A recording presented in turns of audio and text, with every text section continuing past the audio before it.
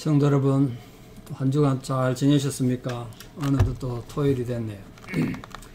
또 함께 찬양드리며 하나님께 예배자로 나가겠습니다. 487장 예전 찬송 535자입니다.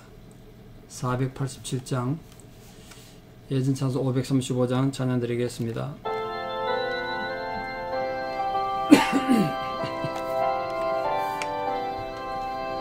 어둠 후에 빛이 오며 바람 분 후에 잔잔하고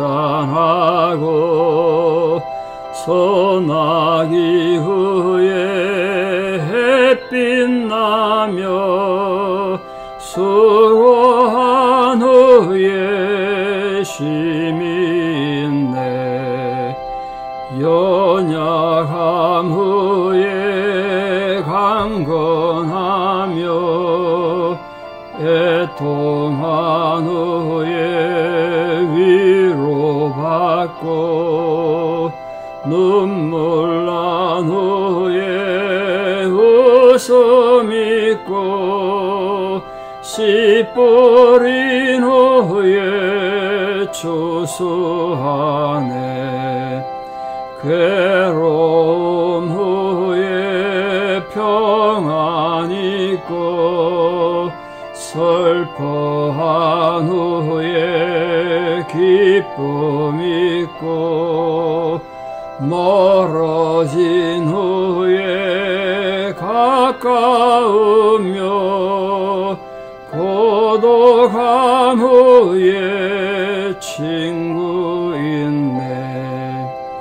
고생한 후에 기쁨 있고 십자가 후에 영광 있고 죽음 온 후에 영생하니 이러한 도가 진리로다. 함께 신앙 고백 드리겠습니다.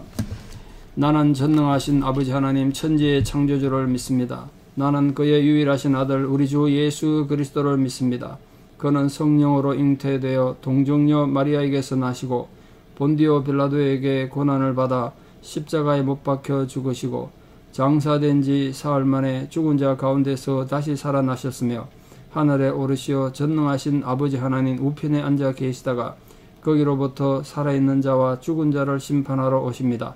나는 성령을 믿으며 거룩한 공교회와 성도의 교제와 죄를 용서받는 것과 몸의 부활과 영생을 믿습니다. 아멘. 2022년 9월 3일 토요일 새벽입니다. 하나님 주시는 말씀 사사기 3장 9절에서 11절입니다. 사사기 3장 9절에서 11절입니다.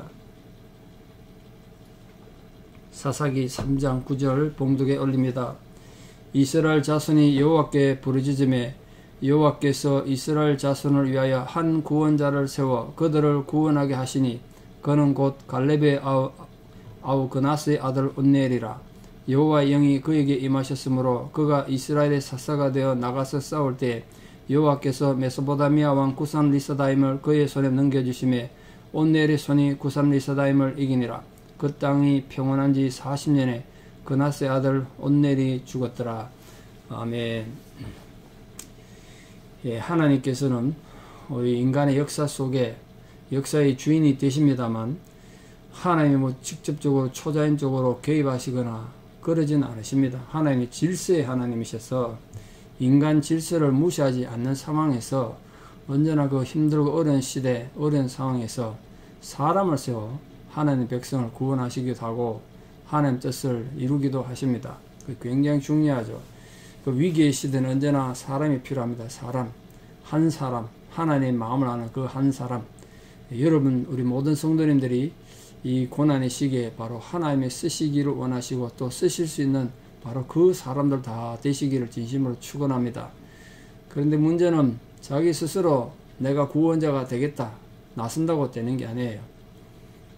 근데 사람들이 착각해서 자기가 마치 구원자가 될 것 같은, 구원자가 돼야 된다고 생각하는 순교자 컴플렉스라고 있습니다. 자기가 났어야 일이 다 된다고 생각하는 거죠. 자기가 나서서 모든 걸 바로잡고 모든 걸 간섭하고 신경을 써야 일이 된다고 생각하는 순교자 컴플렉스라고 있습니다. 그것도 일종의 병입니다.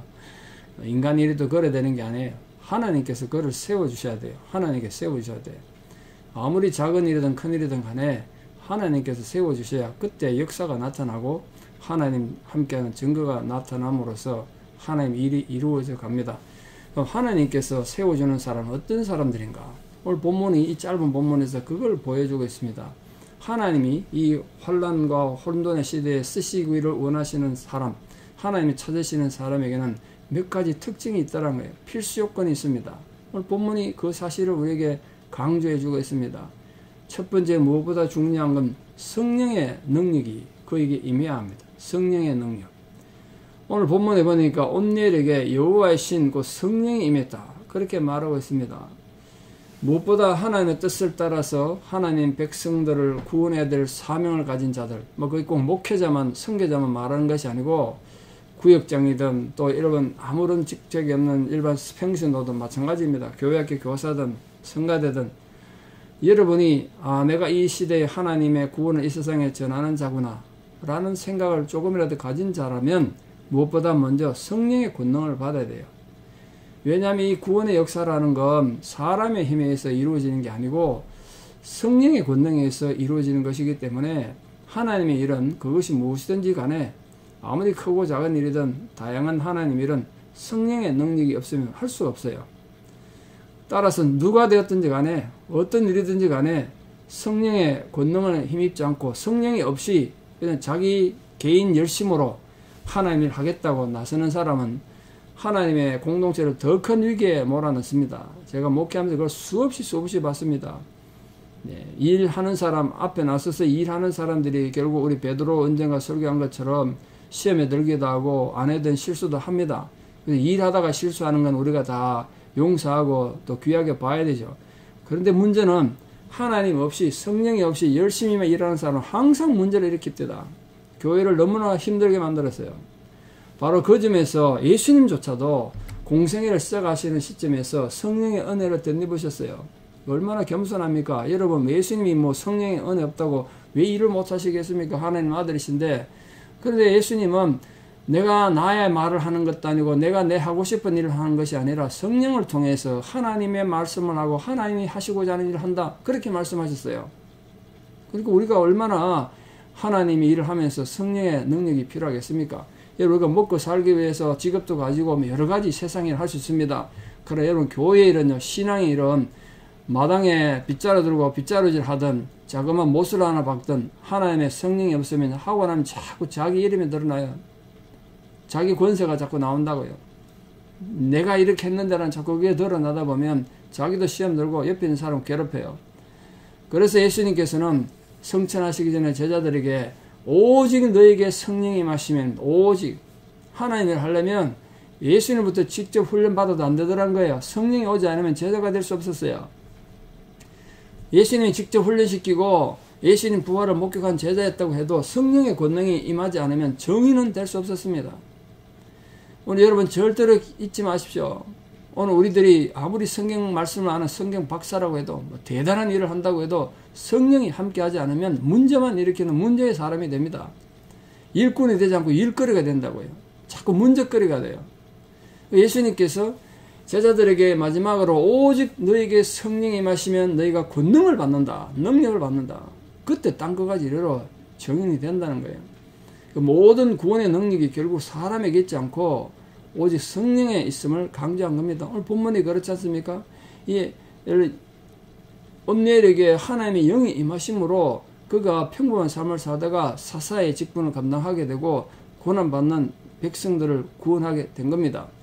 성령께서 그 권위를 인정하거나 또 능력을 주지 않는 자는 절대로 하나님 나라에서 땀과 눈물을 흘릴 수 없습니다.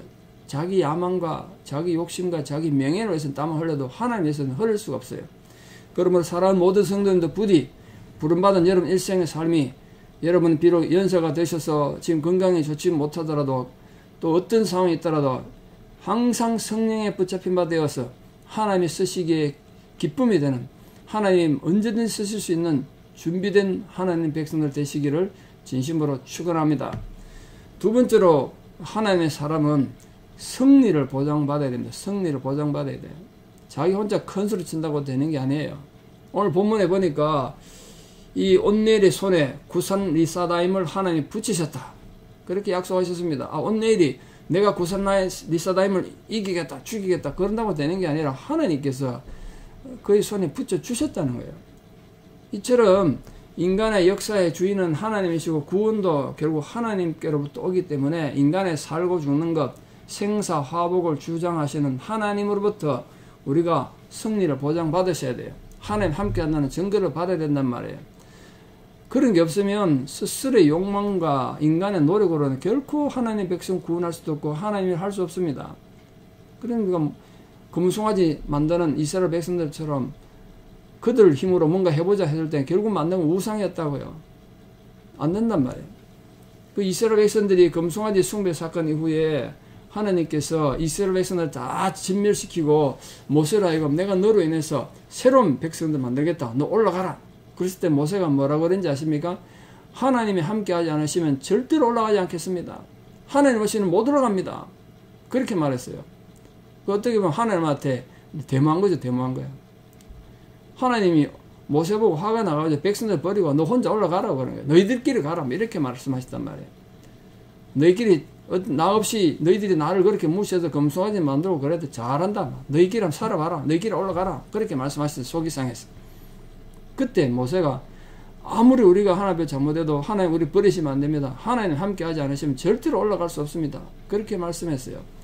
그게 승리를 보장받지 않고는 내가 이 민족의 지도자가 될 수도 없고 구원자로 가지 않겠다는 이 모세의 결단 아니겠습니까? 그러므로 정녕 하나님 일꾼으로 부름받은 우리 모든 성도님들은 매일의 삶에서 하나님이 함께하고 하나님의 승리를 보장받는 은혜가 있기를 축원합니다. 오늘 이 하루도 또 이 남은 전생에도 내가 너로 인해서 이 세상에서 승리할 것이다, 그 약속을 보장받고 용기 있게 담대하게 살아가시는 위대한 하나님 백성들 되시기를 진심으로 축원합니다. 마지막 세 번째로, 하나님 앞에 부름받은 하나님 사람들은 나가서 싸워야 돼요. 오늘 본문에 보니까 온넬이 이스라엘의 사사가 돼서 나가서 싸웠답니다. 여러분, 권능을 받았다고 해도, 성령의 능력을 받았다고 해도 가만히 앉아있는다고 뭔 일이 이루어지겠습니까? 구원은 이룰 수 없습니다. 나가서 싸워야 역사가 일어나는 거예요. 또 승리를 보장받았다고 해서 팔짱만 끼고 있으면 어떻게 승리가 우리에게 이루어지겠습니까? 구원의 역사는 없는 거예요. 힘들고 어려울 때 피곤한 무릎을 이렇게 세우고 앞으로 나가야 합니다. 여러분, 매일매일의 삶이 영적 전쟁인데 지치지 말고 두려워하지도 말고 변명하지도 말고 나가서 싸워서 승리하는 분들 되기를 축원합니다. 지금 건강이 좋지 못해서 어려운 분도 계시고 환경이 힘들어서 어려운 분이 계시겠습니다만 어떤 역경이 닥친다 하더라도 주저하지 말고 나가서 담대히 싸워서 승리를 쟁취하는 분들 되기를 진심으로 축원합니다. 우리가 하나님 약속을 믿고 나가 싸울 때 그때 놀라운 역사가 일어나는 것이고 하나님 구원의 역사가 우리한테 이루어지는 겁니다. 정녕 하나님 아버지는 하나님의 뜻에 따라 움직이고 하나님을 위해서 싸우는 그 사람을 통해서 이 땅에서 역사를 이루고 기적을 일으키시고 구원의 역사를 펼쳐 가시는 겁니다. 부디 사랑하는 모든 성도님들, 하나님께서 이미 우리에게 무한한 승리를 약속하셨는데 그 약속을 받고 살아가시는 모든 성도님들, 지금 여러분의 삶에서 자리를 박차고 일어나서 영적인 전쟁에 진정으로 승리하는 귀한 성도들 다 되시기를 진심으로 축원합니다. 사랑하는 성도 여러분, 지금도 우리의 도움을 필요한 건 너무나 많지 않습니까? 우리 구원의 역사가 이루어지려면 정말 열심히 기도해야 되고 하나님 돌보심이 정말 필요합니다. 그리고 하나님으로부터 크신 권능을 받고 승리를 보장받아 있는 힘을 다해 싸워서 이겨야 하지 않겠습니까? 천국문에 이를 때까지 모든 성도님들의 모든 삶에 정말 열심히 기도하고 분투함으로써 싸움으로써 승리를 이룬 은혜가 있기를 진심으로 축원합니다. 말씀의 결론을 맺습니다. 하나님께서 성도의 기도를 들으시고 하나님이 어떻게 그 성도를 위대한 승리자로 세우시고 또 하나님 나라의 일꾼으로 세우시는지 간단한 예를 좀 소개하려고 합니다. 중동에는 아프가니스탄은 여러분 알다시피 지금도 참 가난한 나라고 오랫동안 내전으로 고통받는 나라 아니겠습니까?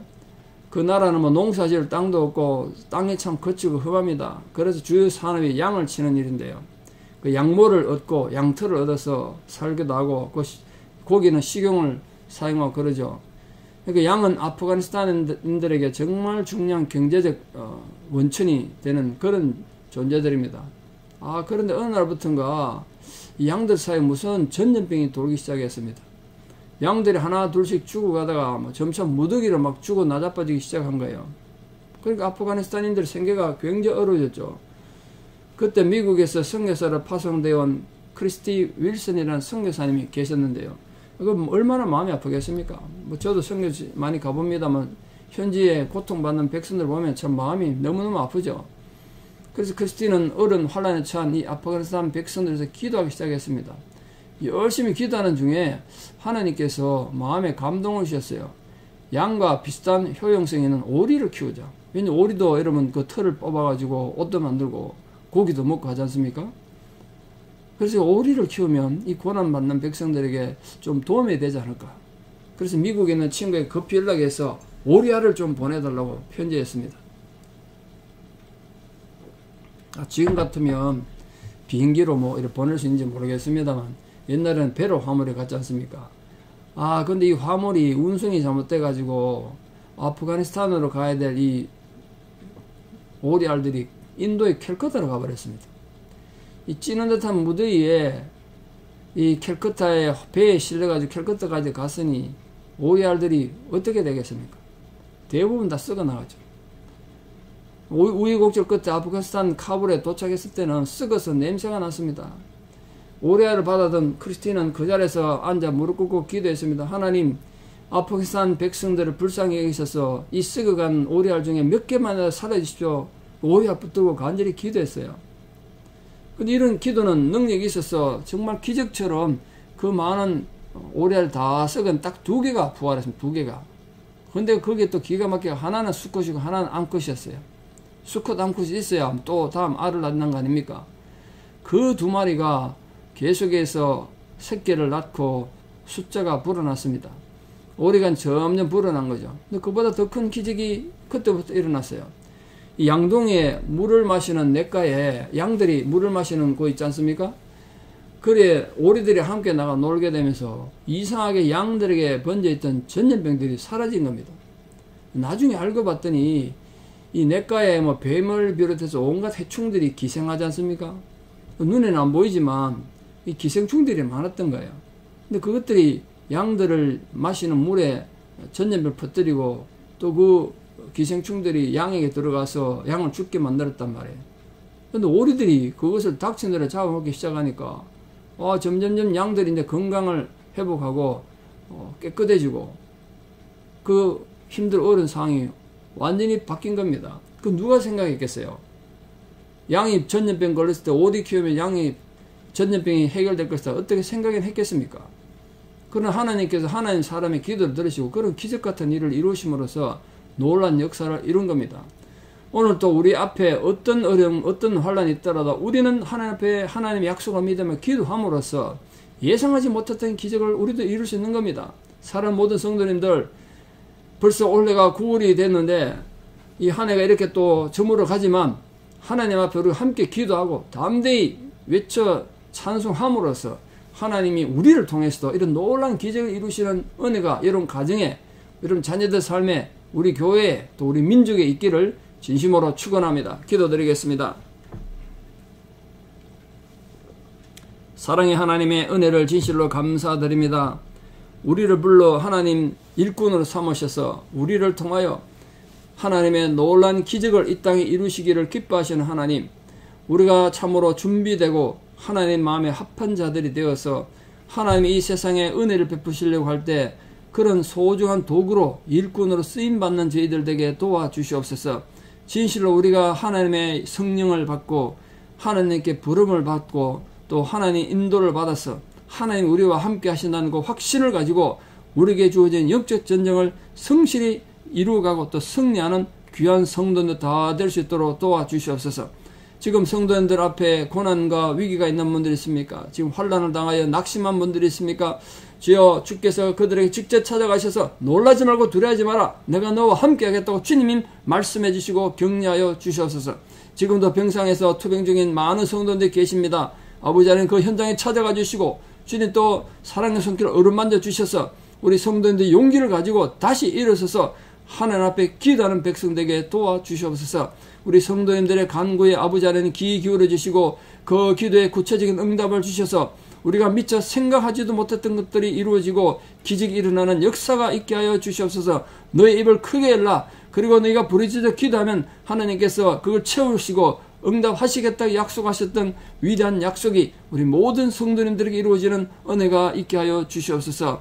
우리 사랑하는 모든 성리사님들의 사역에도 함께 해주시고 그들의 가족과 또 모든 사역 위에 하나님의 보호가 인도가 함께 해주시기를 기도드립니다. 전쟁으로 고통받는 백성들과 나라의 어려움으로 인해 수많은 난민들이 고통받는 상황이 있습니다. 아버지 하나님의 위로와 돌보심이 함께하여 주시옵소서. 내일 거룩한 주일 이 성전에서 수많은 예배들이 드려질 텐데 우리 아동부로부터 노년에 이르기까지 모든 예배 시간마다 성령의 거룩한 임재가 함께하여 주시고 설교자들에게 성령의 거룩한 능력을 함께해 주셔서 하나님의 은혜가 모든 예배 가운데 넘쳐나는 은혜가 있게 하여 주시옵소서. 성전을 위해 애쓰고 우리 자녀들을 아이들의 교육을 위해서 애쓰고 또 구역을 돌보며 성가대로 여러가지 봉사로 수고하시는 모든 분들의 헌신을 아버지 하나님 귀하게 연락해 주셔서 그 헌신을 통하여 이 땅에 그 옛날 일어났던 놀란 새로운 역사가 일어나는 은혜가 우리 성도님들 가정에 우리 교회에 일어나는 역사가 있게 하여 주시옵소서.